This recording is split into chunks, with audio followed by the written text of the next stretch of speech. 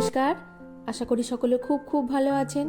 আমার চ্যানেলের একটা নতুন ভ্লগে আপনাদের সকলকে স্বাগত জানাই। আজকের দিনের শুরুটা খুব ভালো হলেও শেষটা কিন্তু একদমই ভালো ছিল না।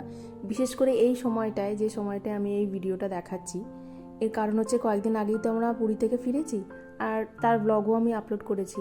আর পুরীতে যাওয়ার আগেই আমি আপনাদের বলেছিলাম যে আমাদের এখানে ওর প্রজেক্ট শেষ হয়ে গেছে, আমরা নতুন জায়গায় চলে যাব। এবার নতুন জায়গায় যেতে গেলে তো সংসারের সমস্ত কিছু নিয়ে যেতে হয়।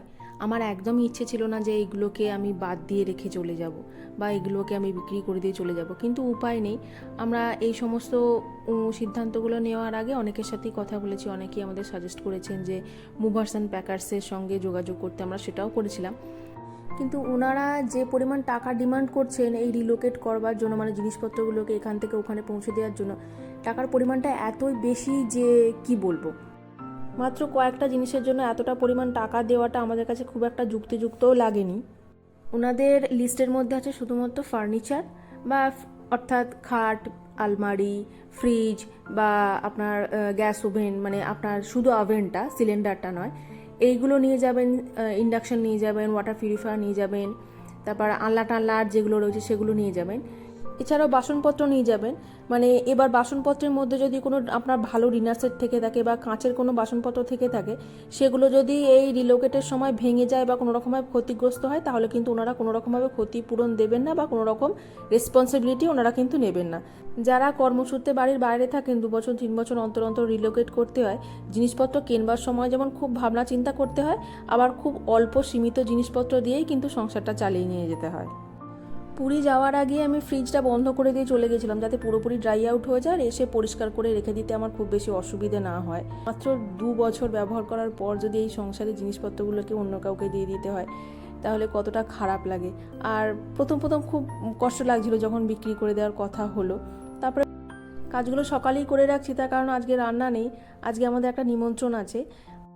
ওড়িশায় আসার পর 2 বছর হয়ে গেল, এই 2 বছরের মধ্যে প্রথম আমরা কোনো এখানে ইনভিটেশন পেলাম। 3 তলায় যারা থাকেন তাদের 2টি বাচ্চা, ছোট বাচ্চাটির আজকে জন্মদিন। ঠিক জন্মদিন বলা যায় না, আবার মুখে ভাতেও বলা যায় না, দুটোর মাঝামাঝি। চলুন আগে বেরিয়ে নিই, তারপরে বলবো। এই যে রাস্তাটা দিয়ে দেখতে পাচ্ছেন, এখানে প্রায় সব জায়গাতেই লাল মাটির রাস্তা দেখতে পাবেন। আর আশপাশটা আমি আরও বেশি করে দেখাচ্ছি, তার কারণ হচ্ছে আপনি যদি লক্ষ্য করেন তাহলে দেখতে পাবেন দুপাশে পুরোপুরি আকন্দ গাছের জঙ্গল। এই কয়েকদিন আগেই শিবরাত্রি গেছে, আমরা যখন ছোটোবেলায় শিব পূজা করতাম, মানে শিবরাত্রি পালন করতাম, তখন এই একটা কি দুটো আকন্দ ফুলের জন্য আমাদের গোটা গ্রামটা প্রায় চষে ফেলতে হতো। কিন্তু এখানে আকন্দ ফুল তুলেই শেষ করতে পারি না, এত ফুল হয়ে থাকে। যে বাচ্চাটির জন্মদিনই বলুন, অন্নপ্রাশনে বলুন এসেছি, তার বয়স কিন্তু 11। এখানে একটা নিয়ম আছে, আমাদের যেমন বাঙালি সমাজে কোনো বাচ্চার 6 মাস কি 7 মাস বয়স হওয়ার পর তার অন্নপ্রাশন বা মুখে ভাত যাই বলুন হয়ে থাকে, এখানে কিন্তু সেটা হয় না। এখানে যে কোনো বাচ্চার অন্নপ্রাশন বা মুখে ভাত দেওয়ার আগে অবশ্যই সেই বাচ্চাটির দাঁত গজাতে হবে। যদি দেখা যায় যে সেই বাচ্চাটির দাঁত গজায়নি, তাহলে সেই বাচ্চাটির অন্নপ্রাশন বা মুখে ভাত কোনোটাই কিন্তু হবে না। যদি দাঁতটা 7 মাসে গজায় তাহলে 7 মাসে হবে, যদি 11 মাসে গজায় তাহলে 11 মাসে হবে, যদি 11 মাসেও না হয় তাহলে একেবারে তার জন্মদিনের দিন, মানে 12 মাস চলাকালীন তার একেবারে মুখে ভাত আর জন্মদিন একসাথে হয়ে থাকে। আরও একটা জিনিস সেখানে হয়ে থাকে, সেটা হলো আমাদের যেমন 21 দিনে ষষ্ঠী পুজো হয়ে থাকে, এখানে কিন্তু সেটা হয় না। এখানে বাচ্চার জন্মের 1 সপ্তাহ পর বাচ্চার নামকরণ করা হয়, আর নামকরণেই কিন্তু এখানে খুব ধুমধাম করে অনুষ্ঠান পালন করা হয়, সত্যনারায়ণের পুজো হয়। আর আজকেও এনারা এখানে সত্যনারায়ণের পূজা রেখেছেন। আর এই মন্দিরটা হলো রাধাকৃষ্ণের মন্দির। এখানে দেখা যায় যে বেশিরভাগ শুভ অনুষ্ঠান এই সংক্রান্ত মন্দিরগুলোতেই হয়ে থাকে, এবং এই সমস্ত মন্দিরেই কিন্তু এই রকম শুভ অনুষ্ঠান হওয়ার জন্য কিন্তু জায়গা করা থাকে। ওই যে বাচ্চাটি এখন ঘুমিয়ে আছে, আমরা এখন গোটা মন্দিরটা ঘুরে দেখছি। আসলে এই দিকটায় কোনোদিনও আমরা আসিনি। এই এখন যে জায়গাটায় দাঁড়িয়ে আছি সেখানে কিন্তু এখানে খাওয়া দাওয়ার ব্যবস্থা করা হয়। আর এই যেটা দেখছেন এটা কিন্তু এখানে রথ। এখানে রথের সময়, যেটাকে আমরা রজ বলে থাকি, মানে এখানকার মানুষরা রজ বলে থাকেন, এই রজের সময় কিন্তু এই ছোট্ট রথটায় করে এখানে ঠাকুরকে বসিয়ে এই জায়গাটায় ঘোরানো হয়, মানে আমাদের এই এলাকাটায় ঘোরানো হয়। আমরা একদম প্রথমের দিকেই খেতে বসে পড়েছি, কারণ বাড়ি ফিরে এখনও তো অনেকগুলো কাজ রয়েছে, এখনও যে ফার্নিচারগুলো উনি নিয়ে যাবেন সেগুলোকে একটু পরিষ্কার করতে হবে। এখানে আরও একটা জিনিস দেখে আমার খুব ভালো লাগলো, সামনে পাতা নিয়ে আমরা কিছুক্ষণ বসে আছি খাবারের জন্য, তারপরে হঠাৎ করে পুরোহিত মশাই এলেন, আমাদের প্রত্যেকের হাতে একটু করে ফুল, একটু করে ধান দুব্য দিলেন এবং কিছু মন্ত্রপাঠ করলেন। তারপর উনি আবার ছোট্ট একটা রেকাবিতে করে সেই ধান দুব্যগুলো নিয়ে আবার চলে গেলেন, সেটা ঠাকুরের পায়ে দিয়ে দিলেন। এটার অর্থ হলো ওই ধান দুব্য দিয়ে আমাদেরকে আশীর্বাদ বানিয়ে উনি পাঠ করালেন, যেটা ওই বাচ্চাটিকে আশীর্বাদের জন্য আমরা দিলাম। প্রথমেই দিয়ে দিল আতপ চালের ভাত। এখানে যে কোনো শুভ অনুষ্ঠান বলুন বা অন্যান্য যে কোনো অনুষ্ঠান বলুন, এখানে কিন্তু আতপ চালের ভাতটাই দেওয়া হয়। তার সাথে ডাল ছিল, আরও অনেক রকমের তরকারি ছিল, মিষ্টি ছিল, চাটনি ছিল, ফ্রাইস ছিল। কোনটার কি নাম আমি ঠিক জানি না, আমি বলতেও পারলাম না। বাড়ি ফিরে কিছুটা রেস্ট নিয়ে দুজনে মিলে আস্তে আস্তে তোষকটাকে তুলে দিয়েছিলাম। আর সন্ধ্যের দিকে ওনারা এলেন, ওনারা নিজেরাই ইলেকট্রিশিয়ান বলুন, অন্যান্য যে যারা বয়ে বয়ে নিয়ে যাবে তাদেরকে একসাথে নিয়ে এসেছেন, আমাদেরকে আর সেইভাবে কিছু করতে হয়নি। আসলে সত্যি কথা বলতে আমরা প্রথম সংসার জীবনটা এখানেই শুরু করেছিলাম, তাই আমাদের যা কিছু এখানে রয়েছে সবটাই নতুন। কিন্তু যখন এই নতুন জিনিসগুলোকে আবার অন্যকে দিয়ে দিতে হচ্ছে, সে যতই আমরা বিক্রি করে টাকা নিই না কেন, কিন্তু এতদিন তো এগুলো নিজের মনে করে নিজের মতো করে ব্যবহার করেছি, সংসার করেছি, গুছিয়েছি, পরিষ্কার করেছি। তারপর এগুলো যখন অন্য কাউকে বিক্রি করে দিতে হচ্ছে, দায়ে পড়েই বলতে গেলে বিক্রি করে দিতে হচ্ছে, হঠাৎ করেই যেন মনটা খারাপ হয়ে গেল।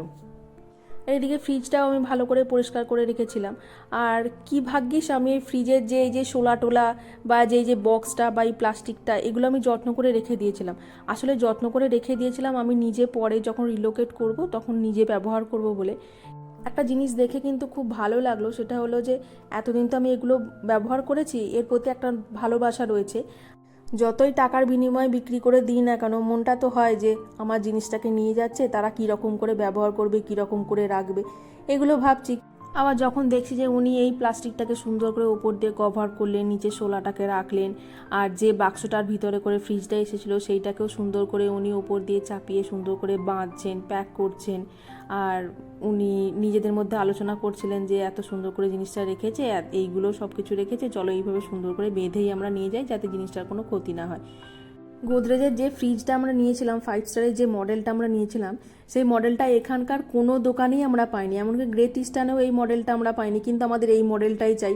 তাই অন্তত 3 থেকে 4 মাসের চেষ্টায় আমরা অনলাইন থেকে এই মডেলটা নিয়েছিলাম, কিন্তু আজকে এই ভালোবাসা জিনিসটাকে অন্য কাউকে দিয়ে দিতে হচ্ছে। আর এই যে আমার ওয়াটার পিউরিফায়ারটা খুব পছন্দের একটা মডেল, এটা আমরা গ্রেট ইস্টার্ন থেকে নিয়েছিলাম, হিন্দুস্তান ইউনিলিভারের। এটাও কিন্তু আমাদেরকে বিক্রি করে দিতে হচ্ছে, এবং উনি দেখলাম বেশ সুন্দর করেই যত্ন করে সব কিছু খুলে টুলে আবার ভালো করে বাক্সর মধ্যে ভরে নিয়ে যাচ্ছেন। এবার আমি এই পিউরিফায়ারটাকে সকালেই আমি মোটামুটি ড্রাই আউট করে রেখেছিলাম, ভালো করে পরিষ্কার করে রেখেছিলাম, সেটা তো আপনারা দেখলেনই। উনিও দেখলাম সুন্দর করে গুছিয়ে টুছিয়ে নিয়ে যাচ্ছেন এবং বেশ যত্নবানও দেখলাম জিনিসের প্রতি। আসলে অন্যান্য ছোটোখাটো সব জিনিসগুলোই হাতে হাতে নিয়ে চলে গেছেন, ওগুলো হালকা হালকা ছিল বলে।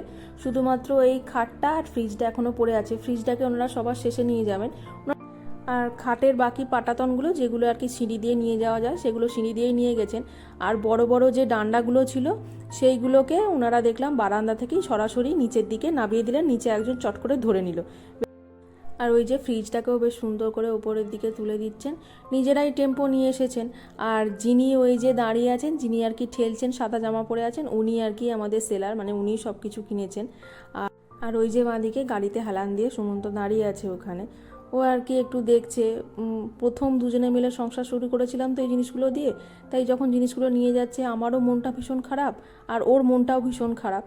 আর সে যাবার সময় ও দেখলাম অনেকক্ষণ ওখানে দাঁড়িয়েছিল, আর এই যে গেটটাকে খুলে এখনও দাঁড়িয়ে আছে। গাড়িটা চলে যাচ্ছে, আমি বারান্দা থেকে দেখছি আর ও নিচের গেট থেকে দেখছে।